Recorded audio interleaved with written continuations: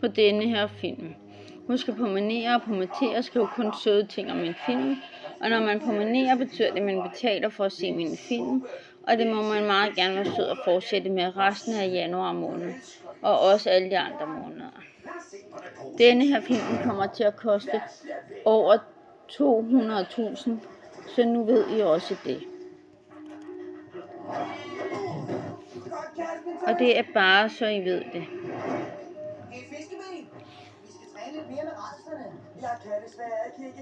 Og så hvis man har lyst til at anskaffe sig tamrotter, så skal man anskaffe sig 2 tamrotter i Planterama i Taastrup. Enten 2 hanner eller 2 hunder, eller en han og en hund, hvor hannen bliver kastreret, så den ikke kan lave unger på hundrotten.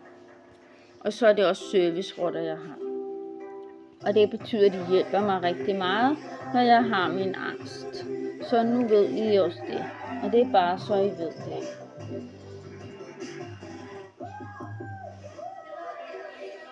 Og man kan lære dem at gå på line på ræb, og man kan også lære dem at give feje, og man kan lære dem at give kys på munden, og man kan lære dem at gå i sele.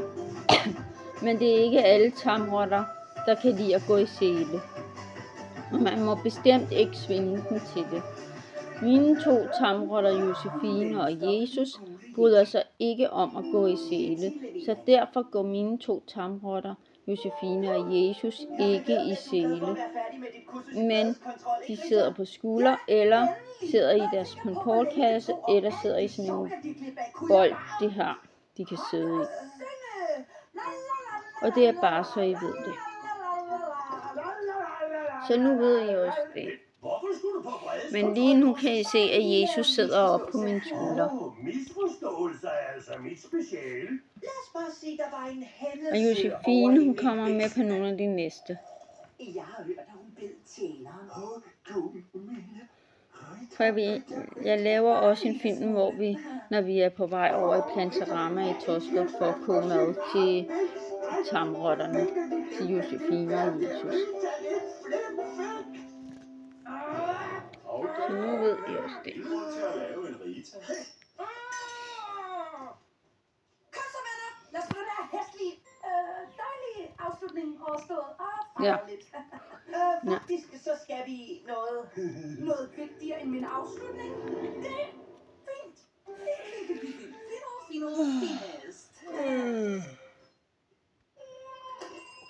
Vi skal holde en giga-afslutningsfest for Rita. Hun har ugevis af sjov, hun skal have indhentet. Ja, hun er næsten ikke hængt ud med os. Ja. Vi har været for vilde hele måneden. Ja. Gange faktisk er hun endelig færdig med sit vredeskontrolkursus. Jeg har hørt, hun bed en tjener. Kun en lille smule.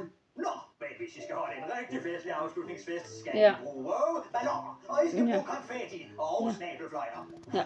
Antikke, det koster ikke skår. Ja. Vi lige får lidt mere med. På denne film. Med både Josefine, men Josefine kommer med på næste film, og så får vi lige Jesus med. 6.000 kroner. 6.000 kroner? Okay, få nu ikke et Rita. Ved I hvad? Måske kunne I arbejde i dag. Men I skal selvfølgelig først bestå en hyringseksamen. Ja.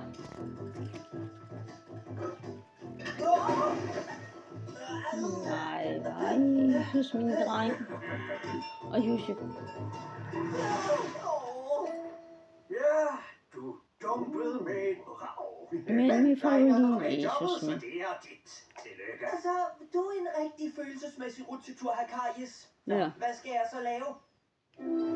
Se her, din smukke karet, min lille buddreng. Og hvem skal trække den slæde helt præcist? Det er op til dig. Udvilligt gå på mod.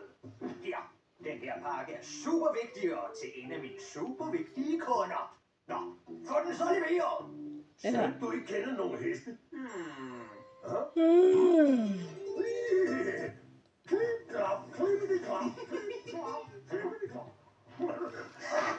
Nå, men vi får ret meget med på den her film med Jesus.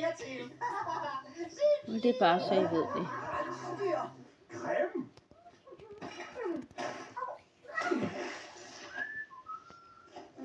Vi får ret meget med på denne film. For at modtage jeres officielle balloner. Hej, en valros ringede lige og bad om sit overskæg tilbage. Hvad er der i vejen? Fik jeg gjort dig vred der?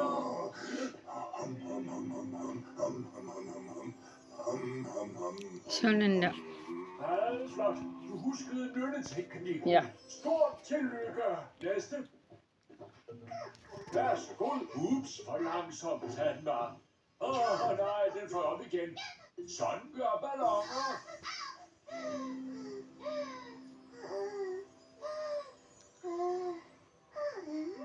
Flot vejrtrækning. Stort tillykke. Næste. Nej, jeg håber ikke, min nål popper min sidste ballon. For hvad vil du så gøre? Bide dig? Få en Rita? Glimrende vredeskontrolhop der. Der skulle godt nok knokles for den Ja. ballon. Men nu er det min. Nu skal jeg have det sjovt med mine venner. Stort tillykke!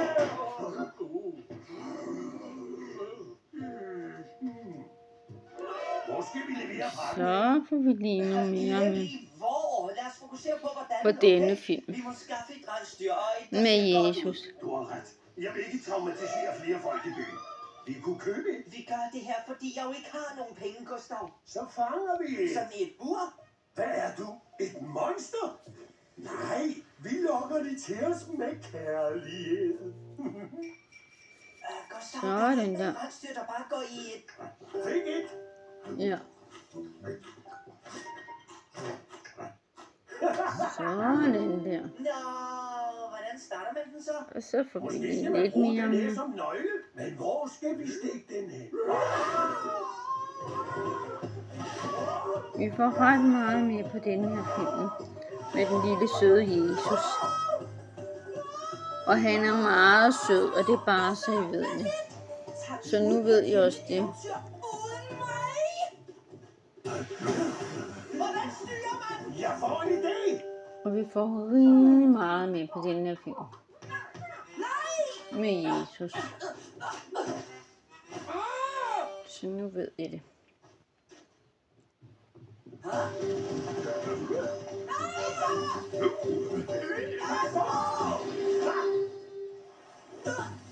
Velkommen ombord. Hvad laver I to i en rensdyrslæde uden mig? Vi skal levere en pakke for Hakarius, så vi kan købe et par. Beklager, det er klassificerede oplysninger. Bliv nu ikke sure. Jeg er ikke sur. Jeg er lige så sød som min dimensionsballon. Hvor er jeres Ja. toiler? Vi har ikke nogen, men jeg har opfundet et genialt styresystem. Okay.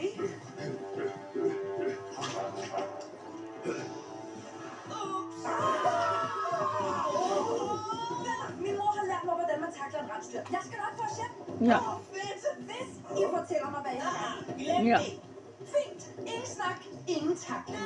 Rensdyret er alligevel på vej hjem nu, så... Nej, det er det så ikke. Fortæl mig, hvordan man styrer. Fortæl mig, hvad I har gang i. Aldrig.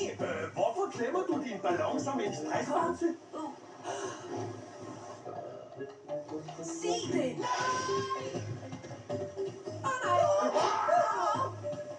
Sådan der. Wow! Ja! Vi får ret meget med Jesus. Og nu kan I jo selv få lov at se, hvor sød han er. Ham Jesus, at han er meget sød og rar og venlig. Og det er bare så I ved Men det. det er præcis mellem den slags træer, man kan finde en...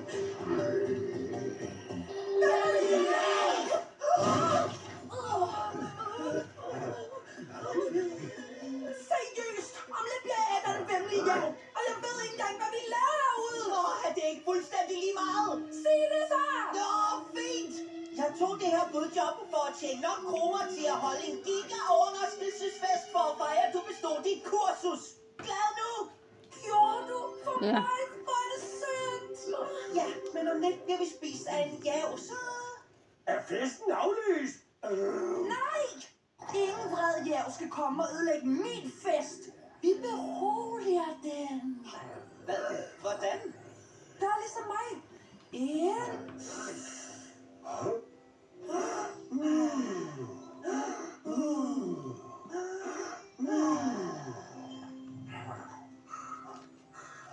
Nå,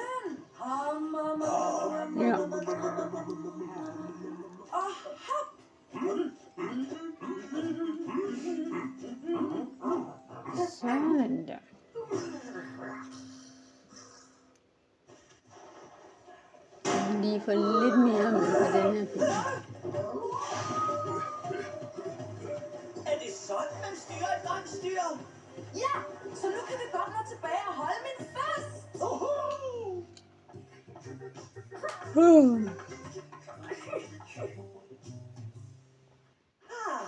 Sådan der. Fra herr Karius. Det er jo perfekt. Bortset fra, at det er et elhoved, og jeg bestilte en lille rød hat.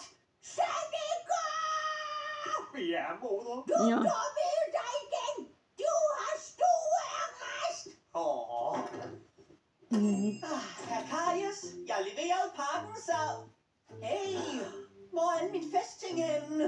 Nå, jeg har solgt det. Hvad? Og det gik tømt. De var stablet så pænt. Vidunderlige ting. Så nu må du ikke få en vemmelig jerv. Træk vejret. Nyn. Hop, hop, hop. Ja, jeg har solgt det hele, bortset fra det her. Jeg elsker pinataer. Ballon, beholder du bare. Det eneste, der skal til for at holde en fed fest, er, at vi er sammen. En pinata. Tak, Osmo. Hvor har du bare lagt dig i selen for det Ja. her? I rensdyrselen. Vent. Hvad vil I dog gøre ved den pinata? Ja, altså slå til den. Hvad skal man ellers med dem? Kramme dem.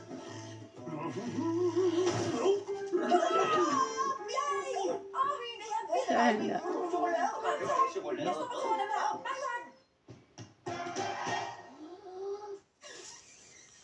Sådan der.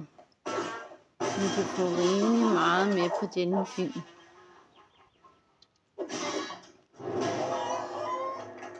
Og det er jo bare så I ved det. Så nu ved I netop også det.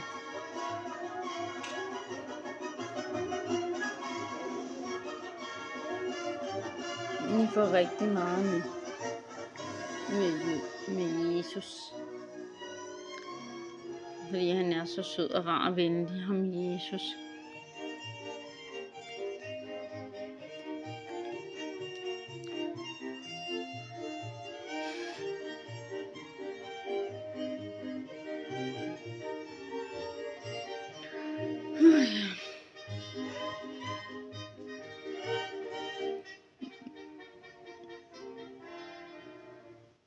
Ja.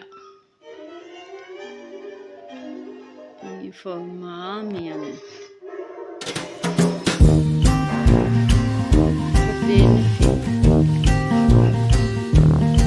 På denne film.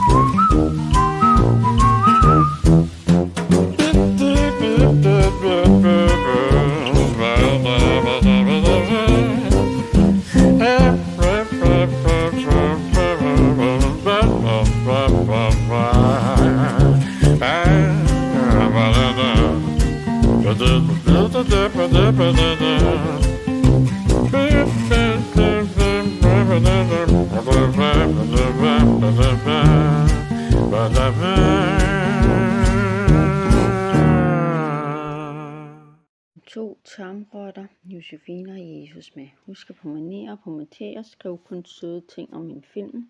Men når man promenerer, betyder det, at man betaler for at se min film. Og det må man meget gerne være sød og fortsætte med. resten af januar måned. Også nogle af de andre måneder. Og denne film kommer til at koste 100.000. Så nu ved I også det. Og det er bare så I ved det.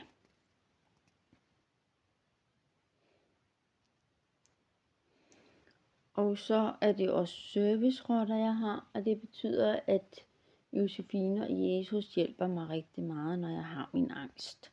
Så nu ved I også det. Og hvis man skal anskaffe sig tamrotter, så skal man anskaffe sig 2 tamrotter i Planterama i Tostrup. Enten 2 hanner eller 2 hunder, eller en han og en hund, hvor hannen bliver kastreret, så den ikke kan lave unger på hunrotten. Og det er bare så I ved det.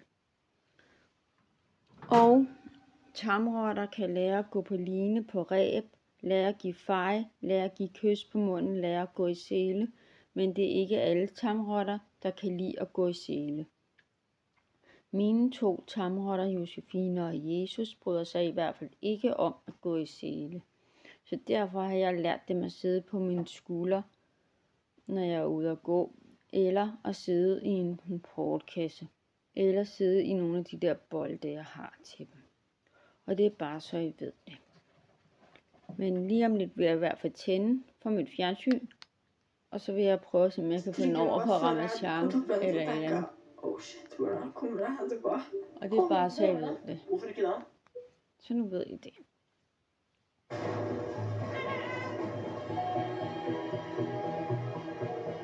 Sådan der.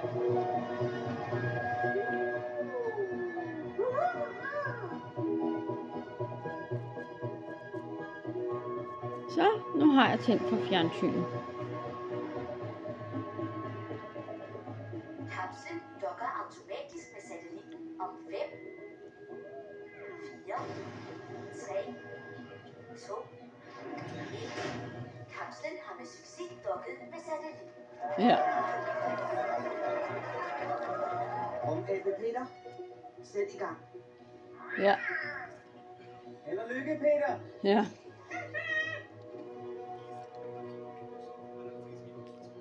Sådan der.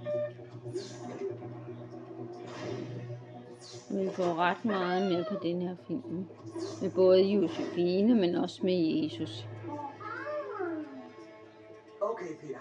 Gør det, ligesom du har øvet det. Mhm.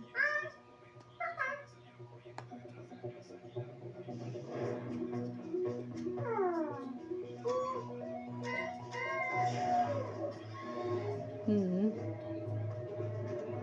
Sådan der. Han er nu i besiddelse af RDS'en. Ja.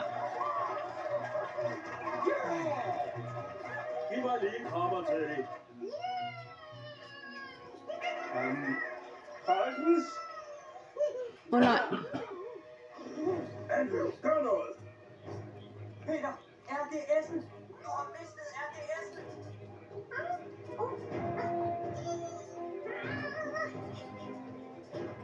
Få fat i den, Peter. Nej, han sidder fast. Sådan der. Sådan, Peter.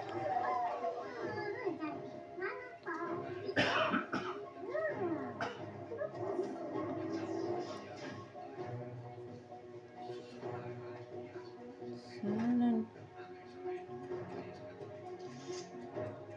Godt arbejde, Rumabe Peter. Ja. Og nu får vi dig hjem igen. Ja. Aktiver kapselreturrejse. Ja.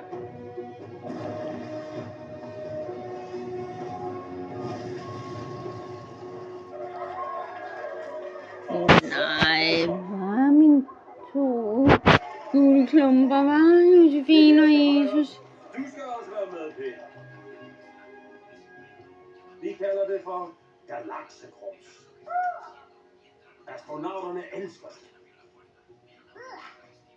Ellers prøv at kigge i tasken, jeg har gemt bag dit sæde.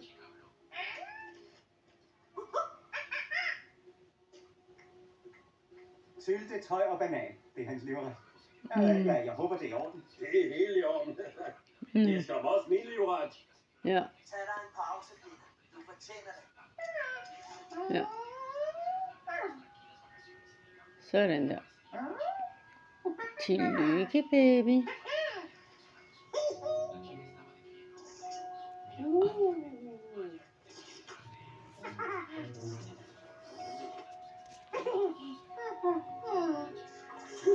Wales. Nej. Josefine og Jesus egen højhed. Det er godt gøre det der. Tæt, lad nu være med at bekymre dig. Slap af. Missionen er fuldført. Ja. Hvad skulle der dog kunne gå galt? Det der. Åh nej. Det var ikke Ja, godt. jeg har mistet styringen. Houston, vi har et problem. Hvad? Hamsten er i frit fald. Frit fald? Det er da Det er ikke ikke godt. godt. Er det vel? Teknisk set er det ikke så godt. Nej.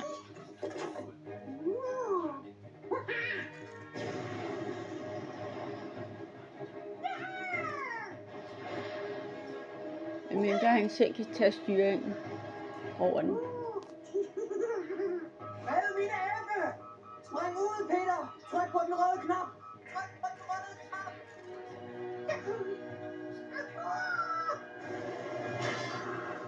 Tryk på den røde knap. Peter, den røde knap. Spring ud. Tryk på den røde knap.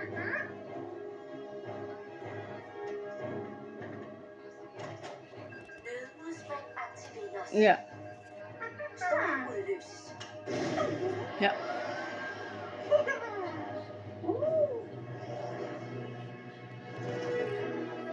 Sådan, ja.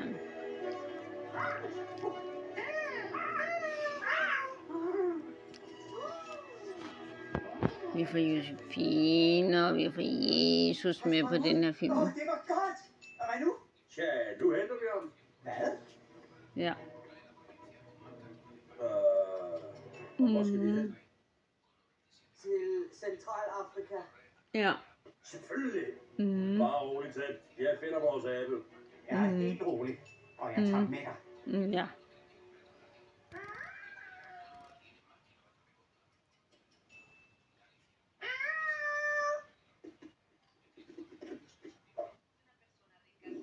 Tillykke, jo. Lille Josefine og lille Jesus. De er meget, meget, meget, meget små. Og så er de også frække. Endda Josefine.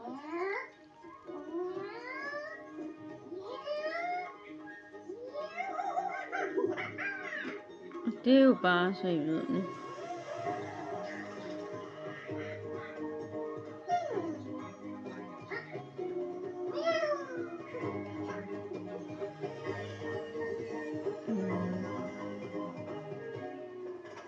Så hvad er planen? Lad os se lidt nærmere på området. Andrew, Velkommen til det majestætiske central. Det der. Hvor er Peter? Ifølge sidste melding var han over Piskeplaskevandfalden. Vi er ret sikre på, at han er inden for en 1000 km radius derfra. Ja. En 1000 kilometers radius? du mener vel omkredsen? Nej, jeg skulle med en radius. Omkredsen måles rundt om cirklen. Det er helt sikkert omkredsen. Vent lidt. 1000 kilometer, hvad end det er enormt stort. Mm. Har I nogensinde fundet en astronaut før? Nej, Ja. vi har aldrig mistet en før, men vi har 5 hold, der leder efter ham. Nu har jeg så 6. Tæt. Hvor skal du hen? Ud og finde mine abe. Omkredsen. Ja. Radius.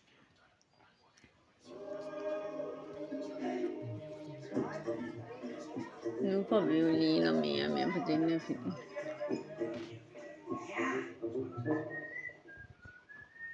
Undskyld mig. Jeg skal bruge en pilot og et fly. Ingen tur i dag. Piloten er syg. Der må da være nogen, der kan flyve. Prøv nu lige at høre. Jeg har lige sagt til dig, at vi ikke har nogen ledige piloter. Hey! Det globale rumagentur. Mm. Er du en astronaut? Nå, Ja. det der, ja, det er en lang historie. Men så ved du jo mere om pilotfaget end nogen andre. Så kan du jo selv tage flyet. Nej, du forstår ikke. Og hvis du gerne vil på vingerne i dag, så må du styre det selv. Ja. og styre et fly. Så lille ven. Der har vi lille Josefine og lille Jesus og alt sådan noget.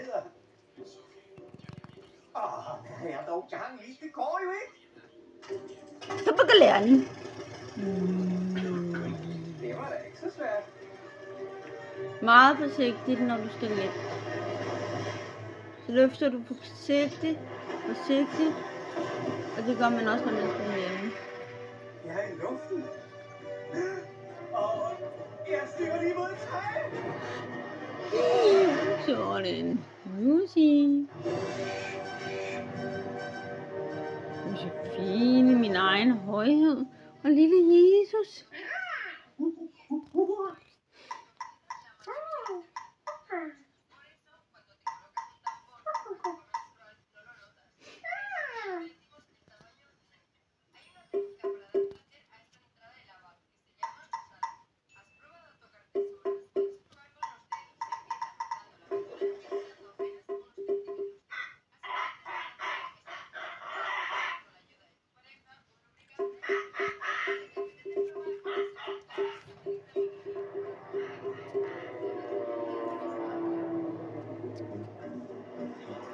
Sådan der.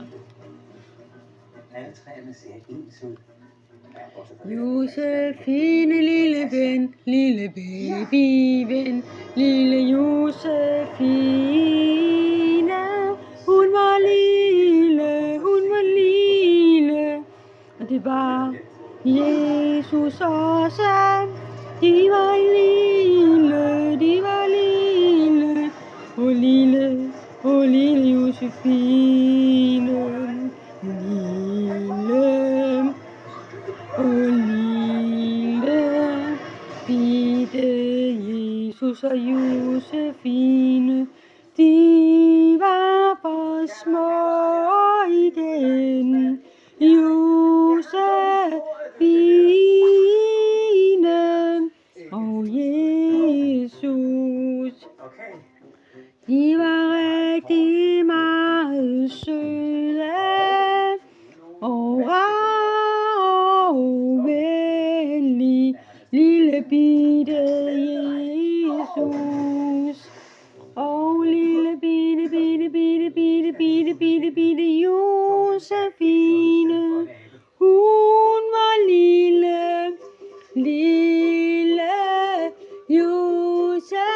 Josefine. Hun var for lille en pigen og Jesus. Og når Josefine kunne lide det, så fik de kys igen.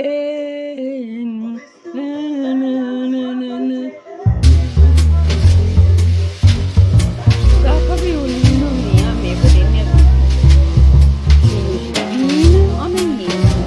Er det ikke bare skide? Jeg synes, det er søde, det er bare skide. Sådan er det netop på. Josefine og Jesus er meget søde. Det er bare skide. Nu ved vi det.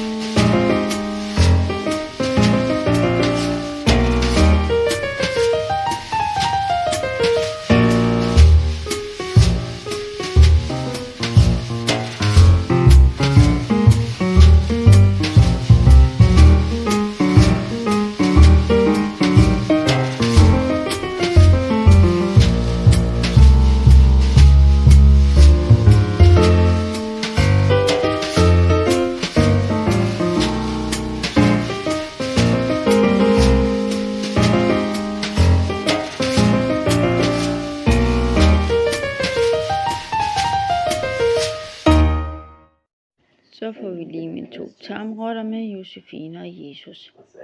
Husk at promenere og promotere på min film. Og husk at synes godt om. Kun skrive søde ting om min film. Men når man prenumererer, betyder det, at man betaler for at se mine film, og det må man meget gerne være sød at fortsætte med resten af hele januar måned, og også alle de andre måneder. Og denne her film koster over 99.000, så nu ved I også det. Og så er det også servicerotter, jeg har, og det betyder, at Josefine og Jesus hjælper mig rigtig meget, når jeg har min angst. Så nu ved I også det. Og hvis I er interesseret i at anskaffe jer tamrotter, så skal man anskaffe sig 2 tamrotter, enten 2 hanner eller 2 hunner, eller en han og en hund, hvor hannen bliver kastreret, så den ikke kan lave unger på hunrotten. Og det er bare så I ved det. Og så kan de også lære at gå på line på ræb, og de kan lære at give feje, og de kan lære at give kys på munden, og de kan lære at gå i sele, men det er ikke alle tamrotter, der bryder sig om at gå i sele. Og det er bare så I også ved det. Så nu ved I også det.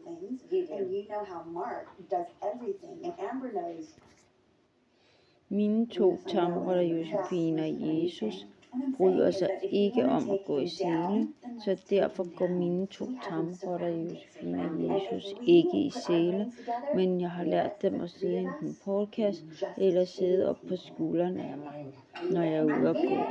Og det er bare så I også ved det. Så nu ved I netop også det. Men det var nok ikke særlig længe, før jeg nok vil gå i seng for at sove, fordi mine øjne er ved at være trætte. Og det er bare så I ved det også. Så nu ved I også det.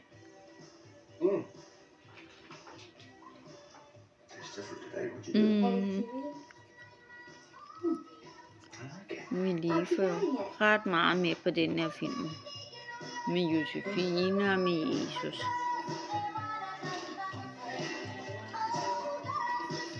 Og det er bare så I ved det. Så nu ved I også det.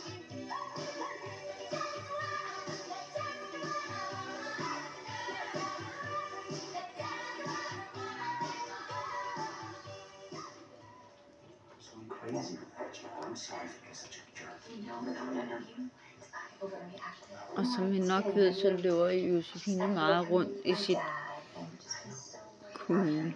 Så nu ved I også det.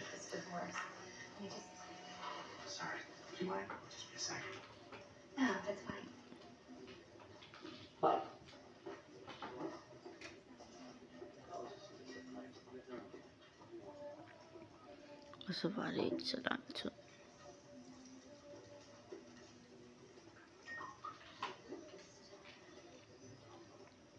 Den her film når nok ikke at blive færdig i dag. Det kan være, at den først bliver færdig i morgen.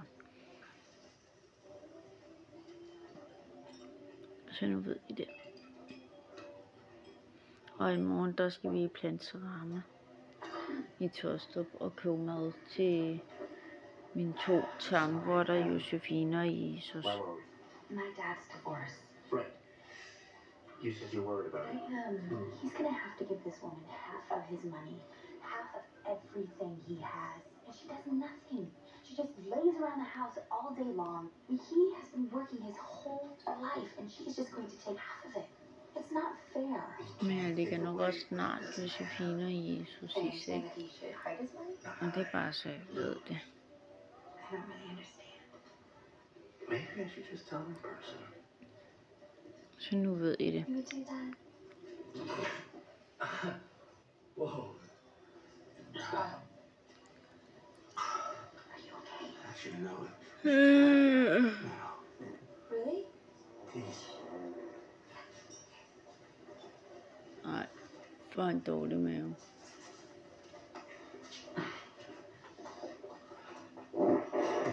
Nej, den dumme mave. Something's not right. You should go. Nu vil vi få Josefine og Jesus med. Oh, shit. Oh.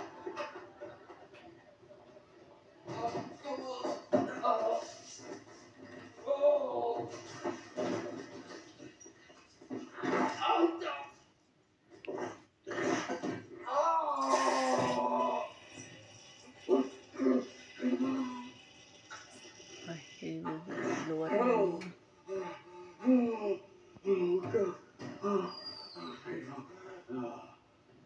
Oh my God! No! No! Oh no! Hey, buddy. Can you help me out? I need you to buy me some pants. Things got really tough in there, huh? Yeah. I'm a 34-inch waist. The fit doesn't have to be perfect. And I like blue. Or green. You still there? Hello? Ja.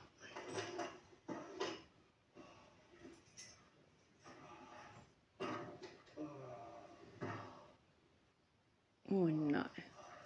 What happened to you? I had a feeling. Ja, han har bare fundet ud af, at han ikke kunne I tåle. needed some pants and loaded. Så hans dumme mave går amok. I'm sorry, did you say you had a fecal incident? Like you pooped your pants? Yes, Kate, exactly like that. I shit my pants. And you know what, sweetheart, it's not to happen again, so if you don't mind, I'm gonna go see if our toilet can take a punch. Nej, hvad?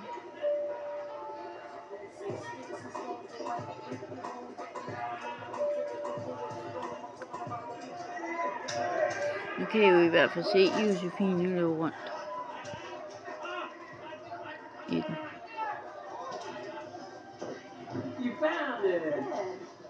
Come on, sit down. Men vi skal snart sove. Is your shirt see-through? Yeah, the girl at the shop told me that sheer is the next big thing. And your Indian girl didn't Det er også do that. derfor, jeg siger, at den her film når ikke at blive færdig i dag. I like sheer shirts. Dad, this is Amber. Hi, Amber. Hi. Hi,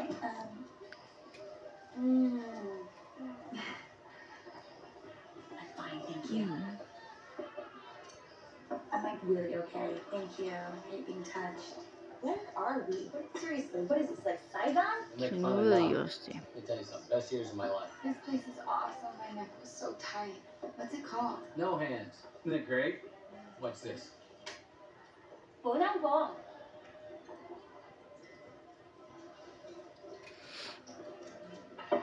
See? No hands. Okay, I can't put my finger on it, but there's definitely something very wrong with that. So, okay, what's up? What's this big mystery you want me to solve? Well, hypothetically, if I wanted to protect my money Og vi by får ret meget losing med it, på what would den I her do? film. Losing. Med Josefine og med Jesus. You're not working with the hypothetical feds, are you? Oh, why do you have problem with this? Actually, don't tell me. What's this guy do? He develops startup companies. Ah, the Jesuit pitch. Oh. He ain't losing money, he's robbing. Tell you what you do. Look for blind offshore filings, like in Switzerland or the Bahamas. I was gonna lose money, that's where I'd do it. Can I have a drink? You okay, baby? Need my help on this? No. I got this.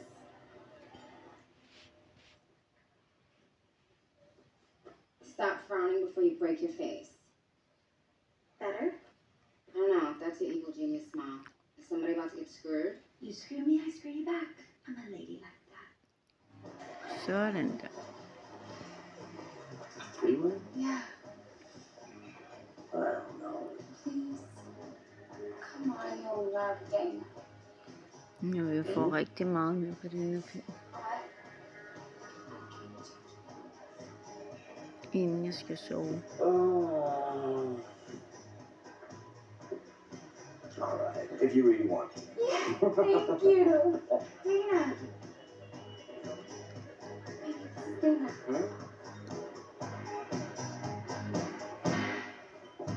What?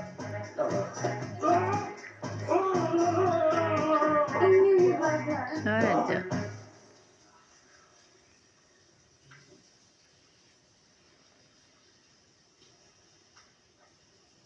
Nej, han sov falder af.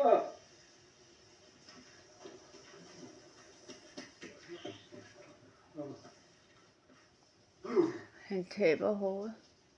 What the hell? Kate? Kate? Yes! Ja. Look at this. Oh, it looks like you put on a little bit of weight. Yes. And have you ever seen shit like this? What? Oh, yeah. Don't do that. Are they sensitive? Yes. Does that hurt?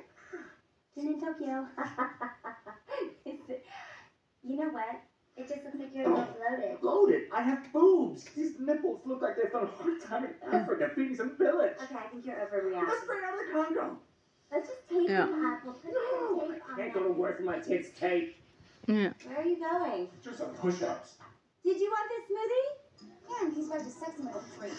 I wish he would stop sending so many pictures. Every time I pick up my phone, it's like being flashed on the subway. Okay, try living under the same Sådan roof with der. him. All I get is surprise peanuts. What's wrong with him? It's like his sex drive is tripled. Non-stop, right? Nej, Josefine, du skal snart i seng og sove. I am. And that's Men det skal Jesus også. You must be taking Viagra by the handful. I don't know how much longer I could last because now that sex is off the table, we actually have to speak to one another, and I think he's getting a little suspicious. Really? Yeah. Well, maybe one of us should just speak with him. Are you crazy? No, just to like let some Sådan steam out of the der. pot. Please don't. Please keep the lid on the pot. So you don't think I can handle it? You know what? I'll do it. Ja. What? Yeah, no, I'll take one for the team. No, you think that he's an evil He sociopath? is, but it's better me Ay, than you. yeah. I can weather a little hate sex. I'll do it. I don't have a lot of feelings. Come on. Okay, you guys have no faith in me. Oh man, I have a friend who could do Er it. det også hårdt, når man også er lidt We are træt? not gonna hire a hooker to sleep with my husband. She's not a hooker, she's just a slut. No, okay, we're done here. I'm gonna do it. Men jeg går lige om I'm lidt i gonna seng. do it. If you do it, I do it. Yeah, me too. Fine. Rock, paper, scissors. Jeg Then I skal have bare sex lige with my putte husband. Josefine og Jesus først. Yep, it's the only way. One time or 2 out of 3. One time. Alright.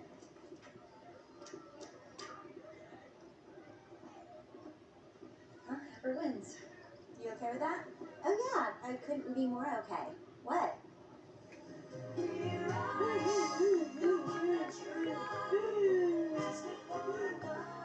Ja. Nu får lige noget mere med.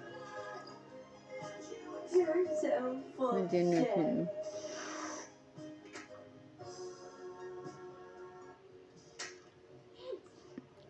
Sådan der. Jeg lige får Josefine med. Når hun løber rundt. Are you okay? I've been trying you all day long. Okay, can you Ja, open the det door er for cool. me? Wow.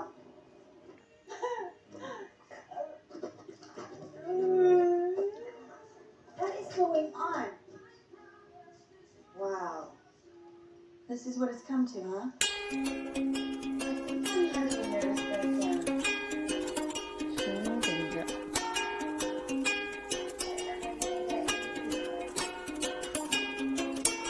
Så ret meget med på den her film. Både med Josefine, men også med Jesus.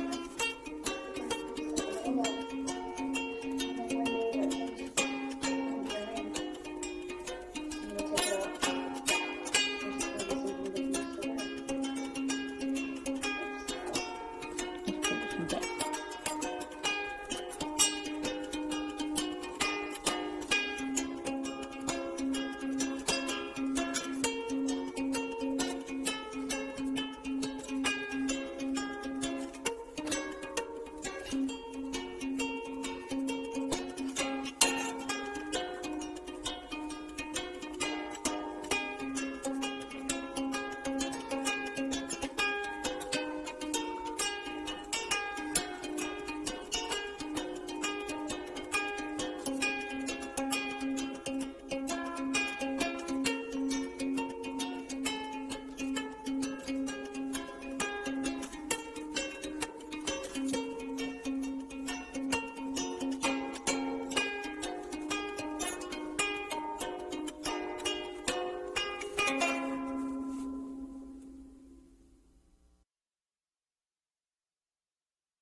Så får vi jo lige mine 2 tamrotter med. Josefine og Jesus. Husk at promenere og promotere, skriv kun søde ting om min film. Og når man promenerer, betyder det, at man betaler for at se min film. Og det må man meget gerne være sød og fortsætte med resten af januar måned. Også alle de andre måneder, så nu ved I også det. Og denne her film, den kommer til at koste over 89.000, og det er bare så I ved det. Så nu ved I netop også det. Og det er bare så I ved det. Og så er det også servicerotter, jeg har. Og det betyder, at Josefine og Jesus hjælper mig rigtig meget, når jeg har min angst. Så nu ved I også det. Og hvis man skal anskaffe sig tamrotter, så skal man anskaffe sig 2 tamrotter i Planterama i Tostrup. Enten 2 hanner eller 2 hunder, eller en han og en hund, hvor hannen bliver kastreret, så den ikke kan lave unger på hunrotten. Og det er bare så I ved det, så nu ved I også det.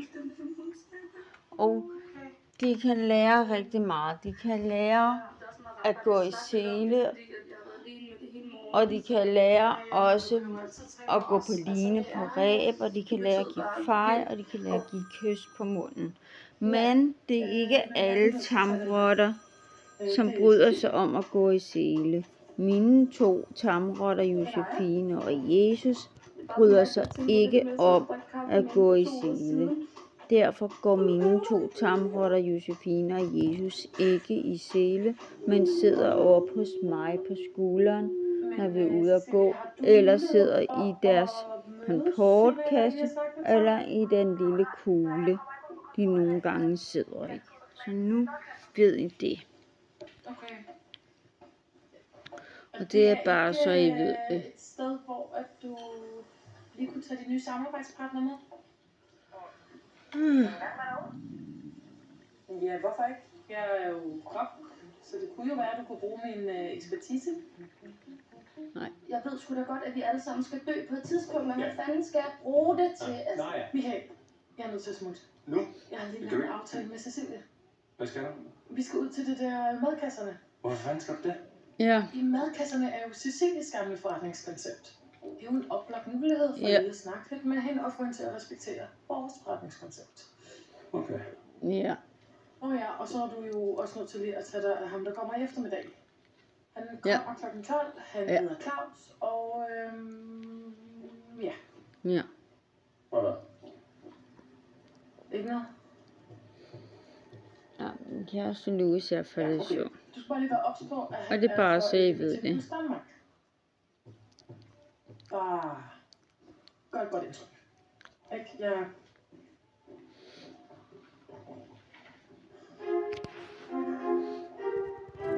Sådan. Ja. Det var bare det med det tøj der. Ja. Det skulle okay. Det var noget hurtigt, du skiftede mening. Nej, men du skal ret. Du skal gå lidt ud af lyst. Jamen, dejligt. Ja. Du skal bare skifte med det samme sted.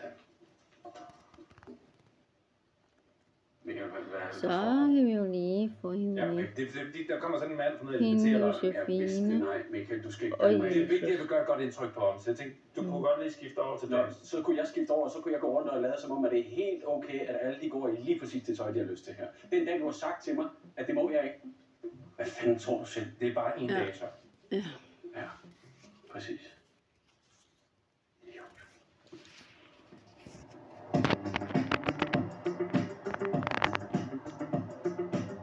Nå, Josefine pigen og Jesus.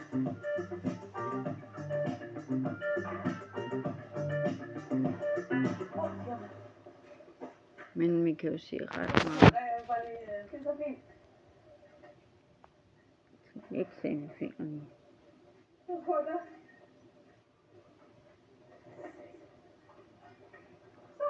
Vi har fået rigtig meget med på denne her film med Josefine og Jesus. Og det er bare så I ved det. Så nu ved I også det.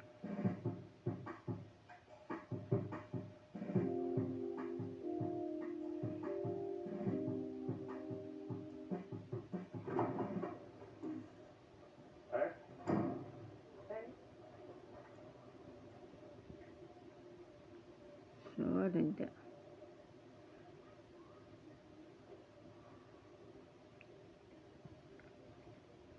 Hvad hed din mormor der? Doris.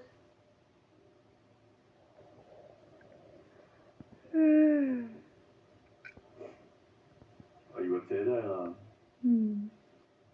Meget. Ja. Og man var der for lige siden jeg blev født. Ja. Hun tog altid telefonen, og så snakkede vi bare sammen i timevis. Ja. Nå. Fedt.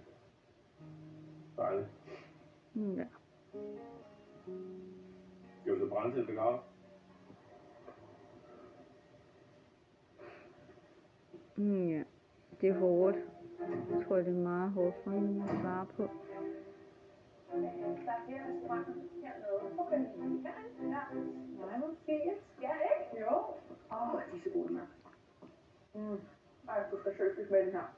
Ja, det er de bedste tomater. De er gode. Hvornår var det, du solgte det her til det? I 3 år siden. Ja. Altså, det er jo stadig meget med. Du vil gerne have, at de holder standarden. Ja, det forstår jeg godt. Det må være svært lige at slippe igen. Ja, ikke at blande sig i, hvordan de gør det. Helt sikkert, det er jo min lille baby.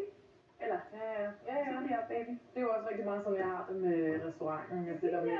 Hej Sofie. Hej Sille. Godt at se dig. Lige måde. Altså, vi er så spændte på at høre, hvad du synes om den nye kasse. Jamen, jeg glæder mig til at se den. Ja. Det er Naja. Hun er kok, og vi har lige startet en restaurant sammen ude i København. Hej, hvor spændende. Nå, jamen altså, her er den. Så får vi en lille mere med på denne film. Ej, wow. Men Josefine og Jesus. Det er pesketarerne, de har jo bare behov for lidt. Ja, men hvorfor så ikke vælge torsk? Det kan vi få 20% billigere. Ja. Men sig det videre til Maria, ellers så beder jeg mig ringe til hende. Ja. Men fint, ellers, ja.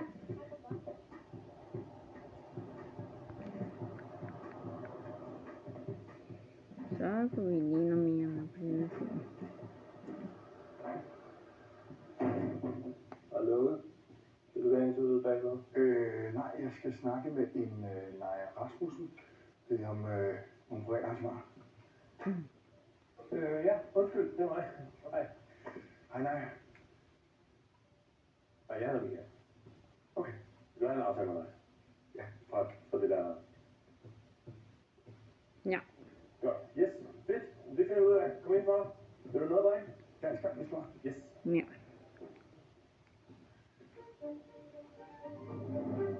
Nå, var Josefine. Jesus er egen højhed. Altså, jeg sidder stadig i bestyrelsen, og jeg vil gerne have, at de holder fast i mit oprindelige koncept. Ja, det forstår jeg godt. Det var også ret meget sådan, vi har det med vores koncept.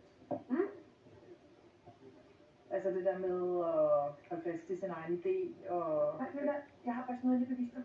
Ja, godt, ja. Min anbefaling vil være, at det bliver den fulde bakke, ikke? Det har jeg helt med med. Kan det variere? Ja.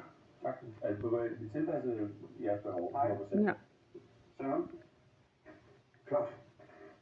Ja, det er vores restaurant, så. Okay. Du er fra LGBT-foreningen, kan du forstå? Ja. Men du skal vide, at I har simpelthen betydet enormt meget for Michael. Ja. I hans proces med at springe ud. Ja. Jamen, det er jeg da glad for at høre. Ja, det har du i hvert fald fortalt mig, at det betød rigtig meget. Ikke, Michael? Ja. Jo. Wow. Så får vi noget mere med. Ja. Lille. Der er ikke så meget lige nu, men det er bare lige det, der overvinder. Okay, men chokolademynte, det er forskelligt. Jeg har egentlig kun taget med herud for at overbevise mig om at blande mig uden om jeres koncept. Nej. Nej. Jeg vil også gerne se det her sted, og det du har startet, og... Det vil jeg. Ja. Det vil jeg faktisk. Ja. Skal vi ikke smage på noget vin? Nu? Ja. Det vil vi gøre. Ja. Nu får lige Josefine og Jesus. Så 3 der til Peter, Hans, Marianne. Så kan man køre. Vil du ikke skal lige vende noget med en kollega? Er det okay? Ja, selvfølgelig. Ellers være en fodskål. Ja, det regner med. Så kunne vi køre. Må jeg ikke spørge dig noget? Jo. Er det her et fedt sted at arbejde? Ja. Det er kun fordi, jeg fornemmer noget fnider. Fnider? Altså, måske var det bare mellem de to herrer der. Og Ja. det er bare fordi, at de er lidt uenige om han var crossdresser, når han er på arbejde. Crossdresser også? Ja. Det var han ikke rigtig gerne, men der var lige visse personer, som lige skal vende sig til tanken. Det fornemmer jeg faktisk godt. Ja. Ja, det er også færre ting til tiden, men hvis vi ikke gør noget ved det, så fortsætter det jo bare med et problem. Ja. Meget enig. Men altså, du har jo snakket med ham. Han er jo fuldstændig umulig at snakke med. Ja. Så tak. Ja.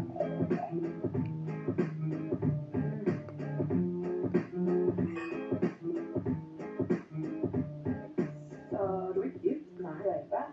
Nej. Hobby? Seriøst, jeg hader det spørgsmål. Nej, jeg har ikke nogen hobby. Mit arbejde er min hobby. Jamen, jeg har det på præcis samme måde. Det der virkelig mange, der ikke forstår. Ja, så det der. Husk, du nu får holdt noget ferie. Ikke når jeg får lov at arbejde med det, jeg brænder for, og min passion, og blive selvstændig, og få mit eget. Altså ligesom dig, så kan jeg ikke se, hvad jeg skulle fortryde. Men det er også det. Hvis bare man er indstillet på, at det har nogle konsekvenser. Ja. Da det gik allerbedst med det her, så gik det sjovt nok allerdårligst derhjemme. Ja. Og ja, min ekskone, hun forstod det ikke.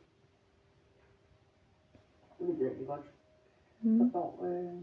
For jeg var overhovedet ikke til stede. Og nu efter skilsmissen, så ser jeg ikke min søn nok, og når jeg savner ham, så er det nemmeste bare at begrave sig i endnu mere arbejde.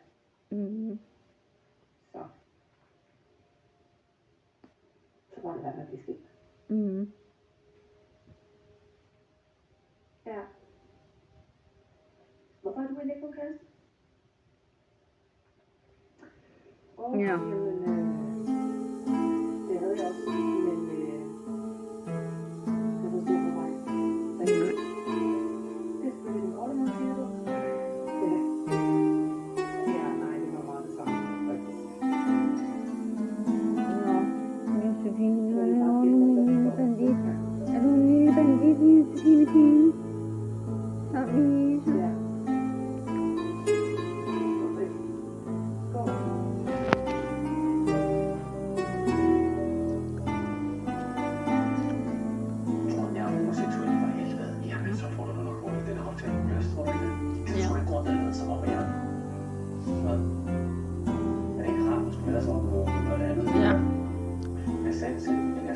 Så gør vi det sådan der. Jo, det er lige præcis, hvad det er. Så gør vi det. Jeg forstår godt, at det er nemt.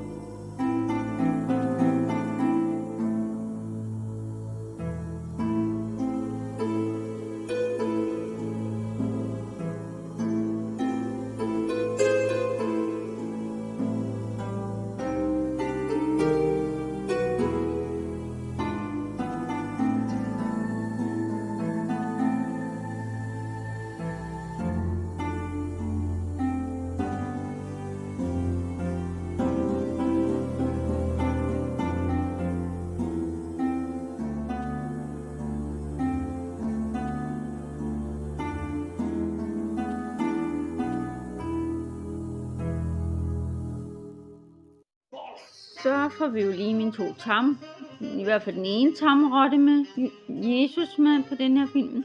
Husk at promenere og promotere. Skriv kun søde ting om min film. Og når man promenerer, betyder det, at man betaler for at se mine film. Og det må man meget gerne være sød at fortsætte med resten af januar måned og også de andre måneder. Så nu ved I også det. Denne film kommer til at koste 49.000. Så nu ved I også det. Og det er bare så I ved det. Og så er det også servicerotter, jeg har. Josefine og Jesus. Og det betyder, at de hjælper mig rigtig meget, når jeg har min angst. Så nu ved I også det. Og hvis man skal anskaffe sig tamrotter, så skal man anskaffe sig 2 tamrotter i Planterama i Taastrup. Enten 2 hanner eller 2 hunder, eller en han og en hund, hvor hannen bliver kastreret, så den ikke kan lave unger på hunrotten. Og det er bare, så I ved det. Så nu ved I også det.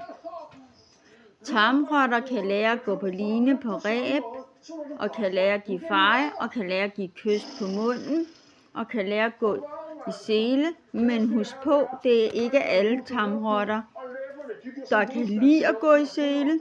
Mine 2 tamrotter, Josefine og Jesus, bryder sig ikke om at gå i sele. Derfor går mine 2 tamrotter, Josefine og Jesus, ikke i sele. Men jeg har lært dem at sidde på mine skulder, eller sidde i deres transportkasse, når jeg er ude at gå. Og det er bare så I ved det. Så nu ved I det. Og Josefine, hun er meget farglad. Hun kan slet ikke lade sin farmand være i fred. Hun skal følge ham hele tiden. Og Jesus skal sidde hos sin mor hele tiden. Og det er sådan, det er. Og i morgen lørdag skal vi ud og handle i Planterama i Taastrup, for vi skal købe foder til mine 2 tamrotter, Josefine og Jesus. Og det er bare så I ved det, og vi skal også have købt nogle godbidder til dem. Så nu ved I det.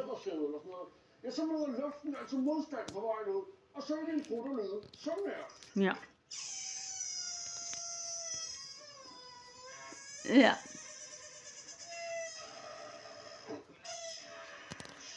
Og min kæreste Louis, ja, han hører radio, som det vanlige. Og det er spansk radio.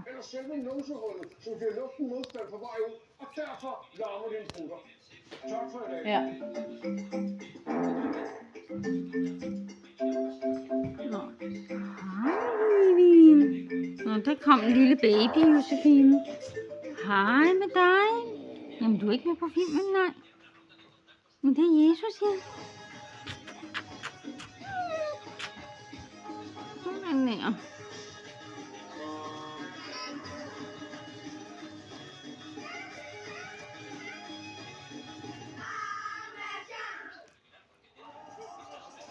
Tam skal skynde sig frem til gongongen.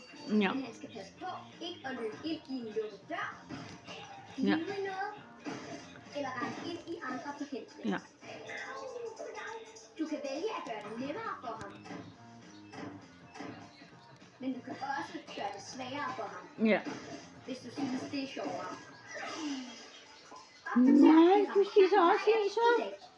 Josefine for pokker, altså.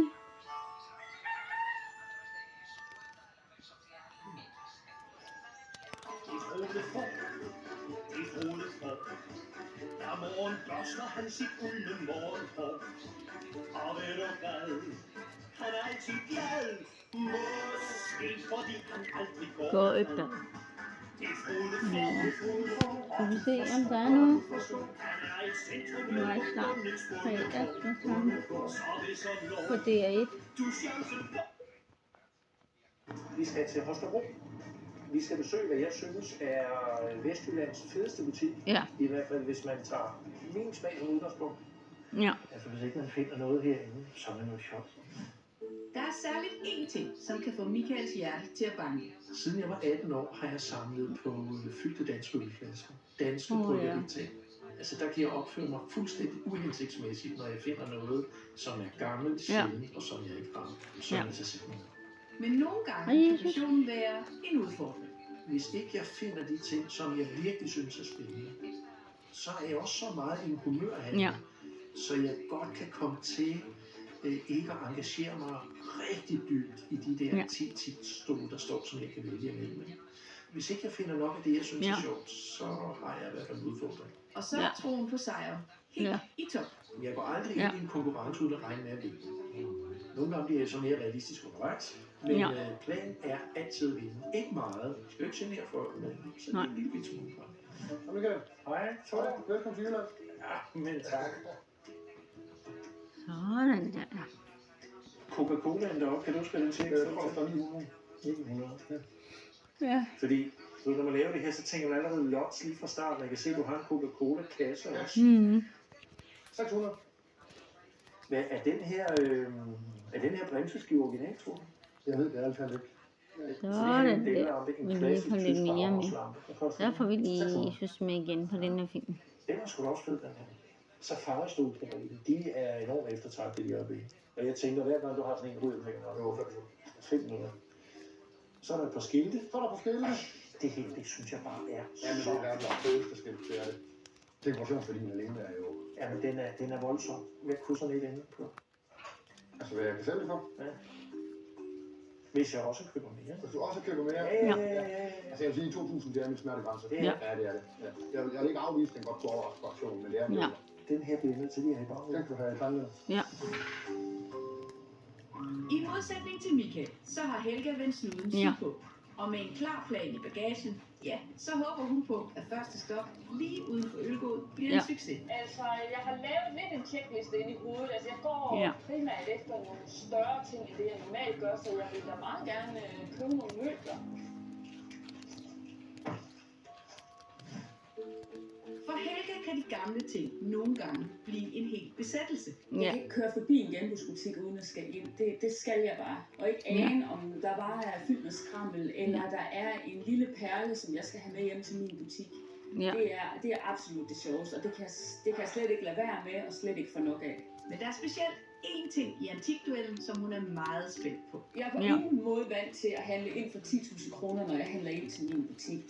Det tror jeg aldrig er sket. Så det bliver selvfølgelig en udfordring, fordi jeg skal handle ind lidt anderledes, end det jeg plejer. Og så har hun et par tricks. Josefine, nu skal du altså ikke stjæle brød, vel? Fra din mor, din lille bandit. Er der noget, de er gode til herovre, så er det det. Så der skal handles igennem. Det skal der helt sikkert. Og et sødt smil og lidt charme på, det kommer. Jeg får lille Jesus med. Han er meget sød. Goddag. Hej. Velkommen til. Det ser godt nok spændende ud, hva'? Ja. Ja, jeg må holde det op, hva'? Den er flot, ikke? Den er godt nok flot. Altså, et hvert hjem med respekt for sig selv skal jo nærmest have en hjemmebar nu. Ja, nemlig, ja. Så den er godt nok flot. Der er mange flotte lamper også, og spejle, og... Det er også et lækkert bord, det her. Og stolene, de er også lækre. Ja, altså de er blå her ovenpå. Så får vi lige min kæreste Louise med, og så får vi Jesus med. Det giver noget... Og den Og er Jenny en med. 6 af, kan jeg se. Ja, og så har du en hel del teaktræsmøbler, kan jeg se. Ja, for eksempel noget her, Chateau. Den er også Det er flot, det her. Det er meget flot. Fantastisk stand. Det kan godt lide, det ligner sådan lidt Anrod-agtigt. Ja, Det er det ikke, men det kunne det godt ligne sådan designmæssigt. Det gør det faktisk, ja. Absolut. Ja, den her, den har jeg svært ved at få øjnene fra. Ja. Det kan jeg godt forstå. Ja, den er flot. Nå, Jesus. Nej, har du taget en ydelse, min skat? Sammen med Josefine Wiene. Altså, det er jo igen den her Art Deco-stil. Det her igen, det her Horny. Garanteret tunge som Realistisk-stil, ikke? Ja, der er godt nok mægt i.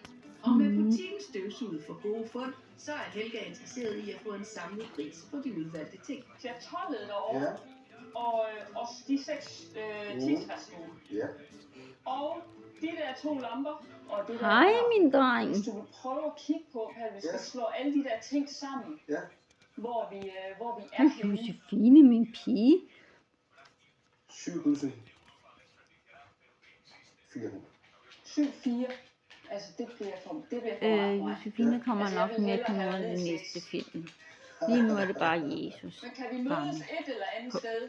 Så nu Altså, ved så jeg tæt på også. 6 som muligt. Altså, 63 eller sådan noget i den stil. Eller hvad tænker du om det? 6-7. Så har jeg slået ned 6-6. Skal vi sige det?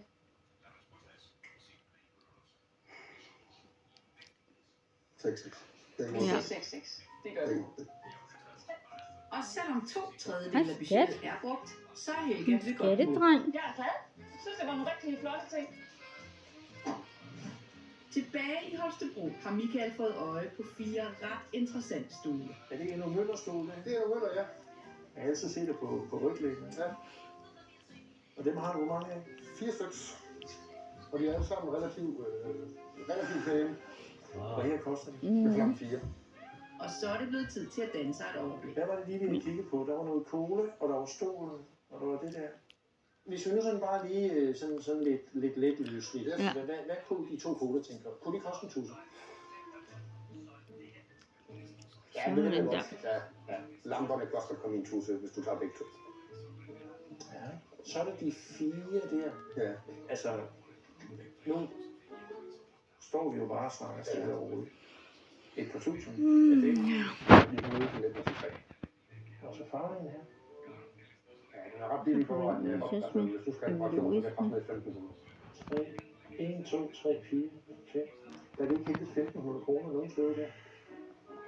Vi kan få en 500 mand af, så rundt i 8. Jeg tager simpelthen ikke byde 8 det første sted. Hvis jeg nu... Hvad har jeg mest lyst til ikke at have? Det er så svært. Hvis jeg nu studerer lamperne. Ja. Kan vi så se 7 for resten? Ja, det er det. Vi handler på de 7. Det er det, vi gør. Ja, vi handler på de 7. 7.000.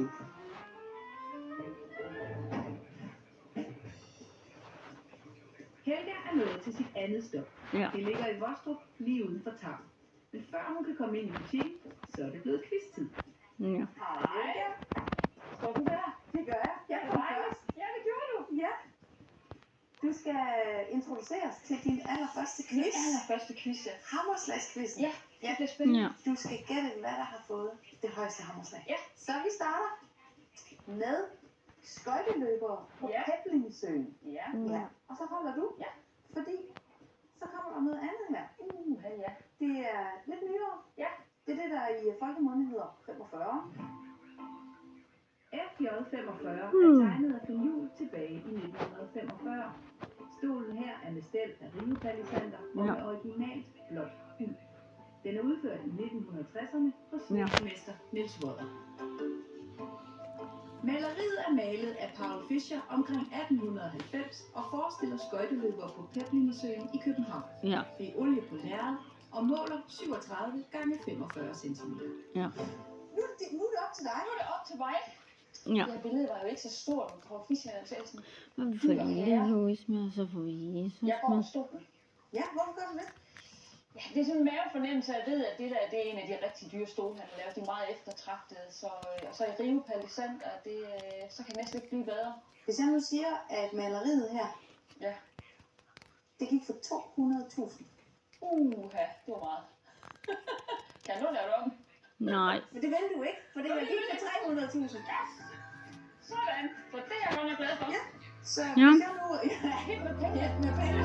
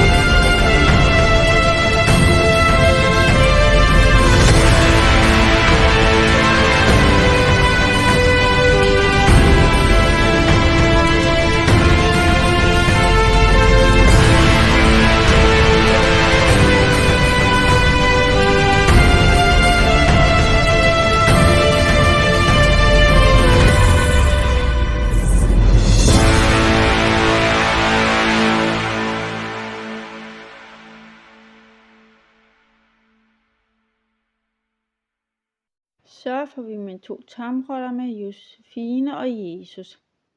Husk at like alle mine film ude på YouTube, også på Matea og på Manér. Skriv kun søde ting om min film, og når man promenerer, betyder det, at man betaler for at se mine film. Denne her film koster 39.000.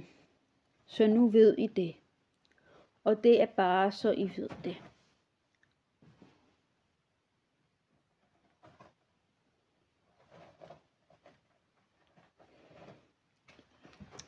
Og så er det også servicerotter, jeg har.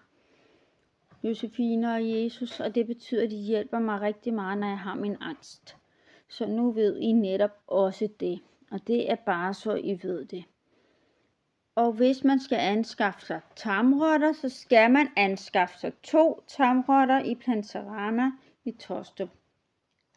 Enten 2 hanner eller 2 hunder, eller en han og en hund, hvor hannen bliver kastreret, så den ikke kan lave unger på hunrotten. Og det er bare så I også ved det. Og så kan tamrotter lære at gå på line på reb, lære at give feje, lære at give kys på munden, lære at gå i sele. Men husk på, man, hvis I har 2 tamrotter, der ikke kan lide at gå i sele, lad være med at svinge dem til det. Fordi det skal man nemlig ikke, hvis de ikke kan lide at gå i sele. Så kan de også lære at sidde op på ens skulder. Og de kan også lære at sidde i en transportkasse. Så nu ved I det.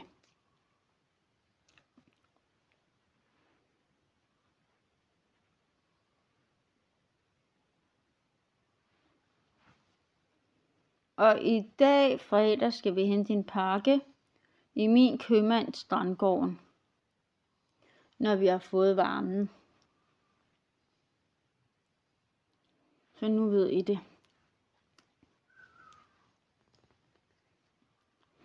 Og det er bare så I ved det. Men jeg tænder lige for tv'et. Meget stille tempo. Carsten er altid god tid, og hvis han skal både gå og prutte og tale, og ja, så vil vi aldrig være noget derhen. Så jeg tror, nemt har været vores redning. Og hvor langt? Tak for det. Tak for det. Ej, nu skal jeg også til at springe. Jeg kan godt lide, at Carsten tager stressede situationer med ophøjet ro, fordi jeg er meget sådan en, der stresser. Og hvor langt er det så herfra? Det er lige Han får mig til at slappe lidt af og sige, om vi når det nok. Er det ikke nemt? Ja, det er også det, jeg blev min far og mor. Og det brøller. Ja. Ja, nu er det nemt nu, og nu går vi bare ned langs siden til højre. Gør det over her. Og i morgen, der skal vi i Planterama i Tostrup og købe noget mad til mine 2 tamrotter, Josefine og Jesus. Så nu ved I det. Jeg er utrolig lettet, og de står og tager imod os og siger, slap nu af. Hej. Og så skal vi lige have mikrofoner på og en kop kaffe, og Carsten skal ud og ryge, og så ved jeg, okay, nu er vi her, og nu når vi det hele. Ja.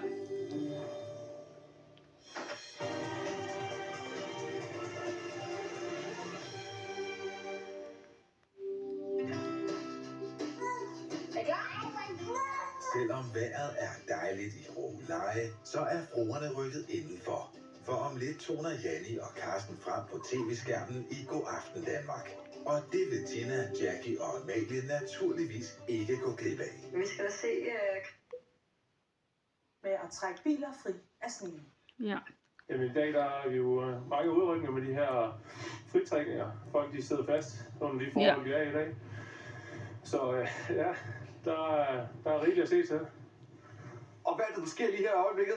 Jamen her, der har vi jo en bil, der har forladt vejbanen, og den fritrækning, vi har her, der har vi en grøft. Det vil sige, at bilen har været nede og ligge med alt sin kilo ret meget på skrå. Ja, der har egentlig fået den ret godt stykke op nede på grøften af, så ja, vi vil være tilbage her på vejbanen igen med Køshøj.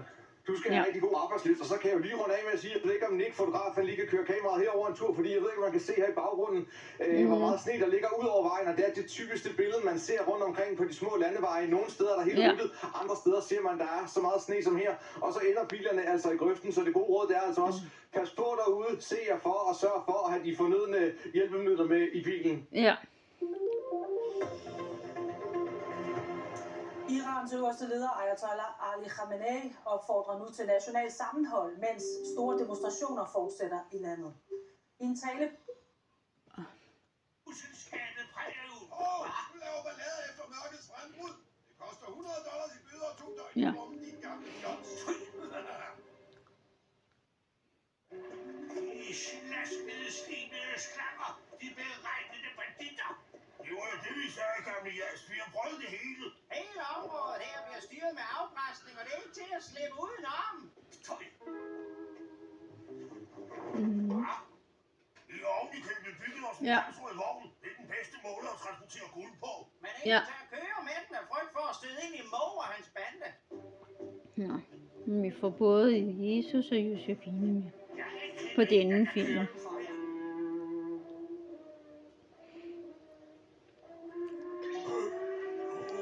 Sådan der. Så får vi lige med igen Josefine og Jesus. Der er vi lige hjemme hos Louis. Og der er de i deres portkasse. Så er vi tilbage i det vilde vesten. Nu kan I også se det. Bestil en sovekupé næste gang, Cowboy. Transportvogne er til kvæg. Der er passagerer med. Helt rigtige passagerer. Jeg vil bede jernbanen om lønforholdelse. Dags, du gamle. Det er længe siden. Ja. Skynd dig at komme, stop. En bedrager af en bankmand, stop. En sviagtig skurk af sheriff, stop. En beregnende bande banditter er også indblandet i bedragerierne, stop. Din ven, oldtimer. Det lyder som om du er i knibe. Telegrafisten ville ikke have, at jeg brugte mere rammende ord. Ja. Det var rent censur. Banken i Pindhul Golf ligger 60 miles herfra, men et sted på vejen ligger den mide til Moe og hans bande på lur. Det lokale forbryderkonge. Og den, er en sheriff af bare Batmans marionetstukke.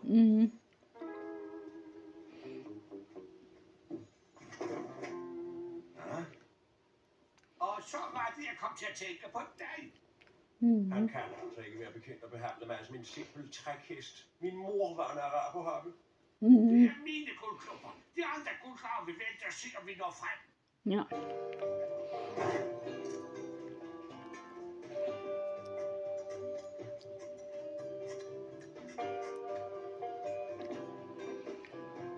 Og afsted det går. Ja. Klap lige hesten, du der. Det vil være tilstrækkeligt at bede mig pænt om det.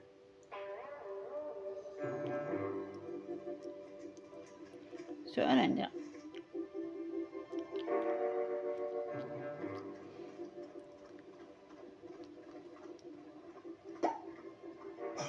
Nej, vi får Josefine og Jesus med på den her film. Det er meningen, man skal bruge et træ. Vil du have et træ, så find et træ i en tuppe. Der har vi vist dine banditter.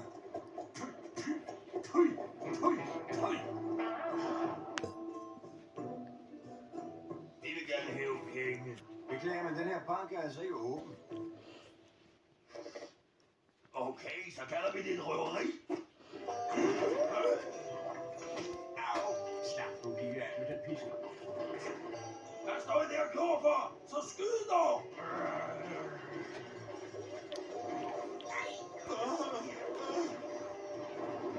Nu er det nok elendige kvejpander indstil skydningen.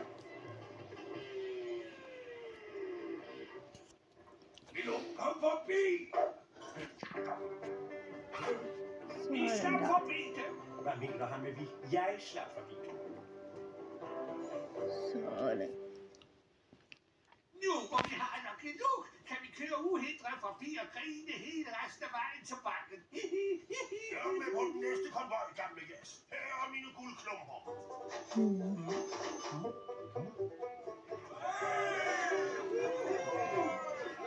Gamle Jas, jeg er bange for, at jeg kommer til at spænde dig for vognen igen.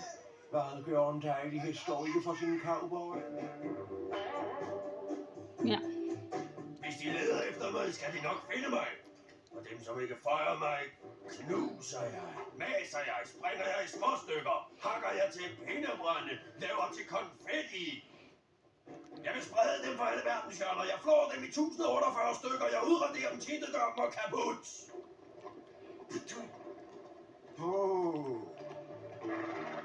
Jeg har øjne i hovedet. Du behøver ikke at slå min kæbe af lidt.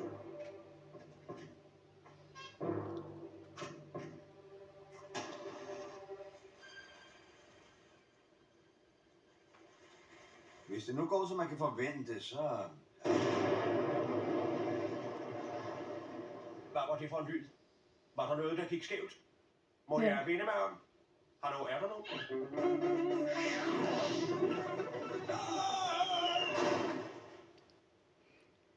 Uforgængelig! Jeg siger at den her vogn er helt uforgængelig. Så spænder vi Jolly Jumper for at køre videre. Johnny, blev du strillet med et kanonslag her til morgen? Hvor er han sjov, min cowboy. Virker det ikke lidt som om vores arbejdsbetingelser hele tiden bliver forværret, gutter?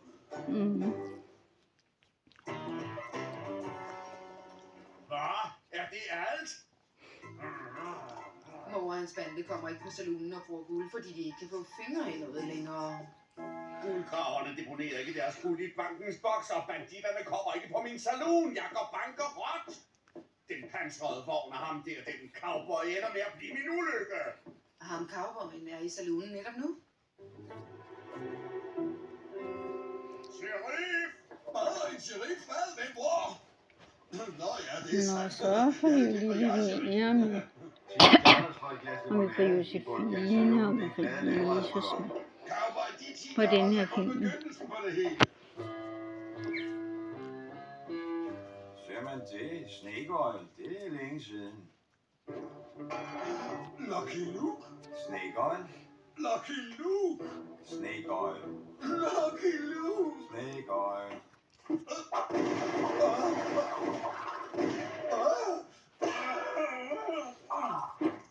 Pas på.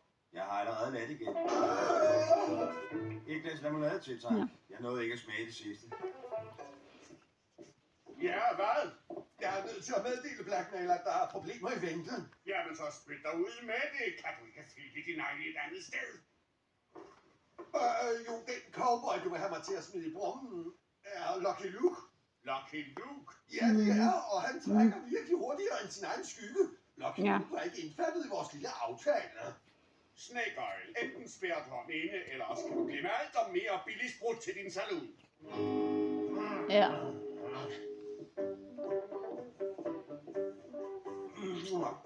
Hvis jeg skal stille træskoene, så skal det ikke skyldes Lucky Luke 6. Nej. Jeg synes, jeg bad dig om at forsvinde med den neglefil. Den giver mig lyst til at kvæle nogen. Det kan ikke blive ved, mor. Nu har vi ikke stjålet Sådan noget i der. en hel uge. Han har jo taget vores levebrød fra os. Og vi får lige Josefine og Jesus med på denne film. Min søsters mand arbejder på en fabrik op i Seattle, og han siger, at når de begynder at ødelægge ens produktionsmidler og tager ens levebrød fra en, Ja. så går man i strejke. Ja. Strejke hvad? Hvad betyder det? Nægte min lille finger lige. Det, så arbejder man ikke, men går i stedet i optog på gaden med store skilte.